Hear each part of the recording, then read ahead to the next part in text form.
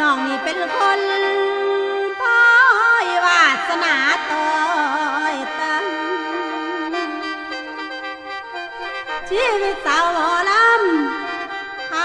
ำบ่ยืนขึ้นไว้บ่ยังให้หลังหน้า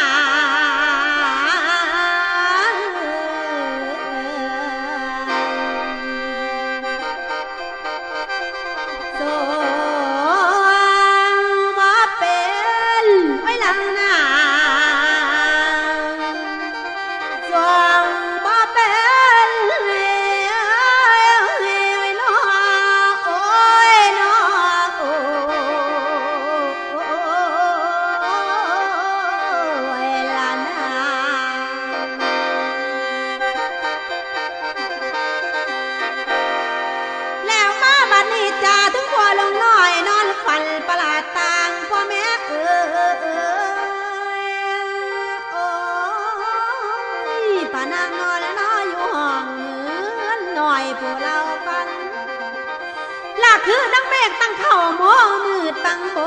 ดลมสลาพาดพุงกระจวนเมืองบาน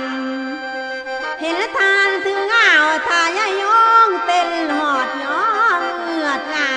ฟันเข่าพาสูงหลักคันมันต่ำถึงหน่อยขอขาดเสด็จตกหลักคันมันลอยหิดไหลลังลงน้ำคือ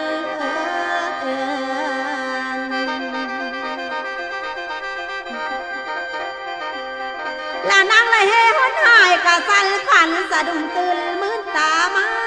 แล้วลำจองขัวยานผู้สันสายอันว่าจูบิลลี่บ่เคยฝันข้าวก่อนคงจะเป็นเหตุหอนผู้นี้ผู้แน่นอนละเขานี่เป็นประหลาดลำล้นที่คำคืดเก่งจะเป็นพ้อยเข็นขอบกิ่งไว้คุ้งเนื้อละย่านแต่มอละน้าเมียนคันเสียตนตายหมอดนั่นแล้วควันสิไปบอกอายเพราะหูห้ามกินแล้วจังตกตั้งเนื้อละเมื่อสู่ผัวควันบัวหลวงนางดวนเลยพลันเฝ้าละคันเป็นไปหายผัวแพงทิพย์ปากินลีน้องฮีบ่อยฟังป่าไปหาอายไปหา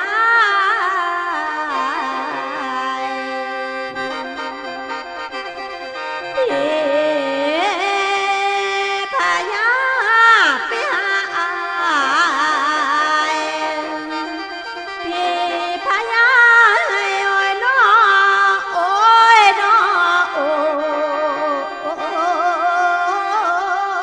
เวลานา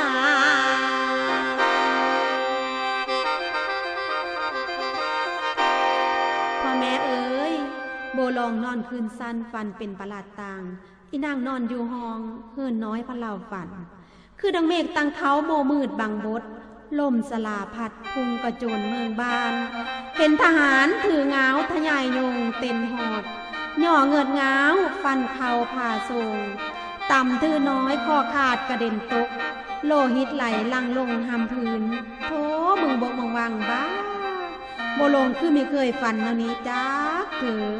บาเลวโบลงคือละไปหาเสด็จพีอุปราชแก้วเพื่อเพิ่นถ่ายความฝันเบิ่งกันนะมื้อนี้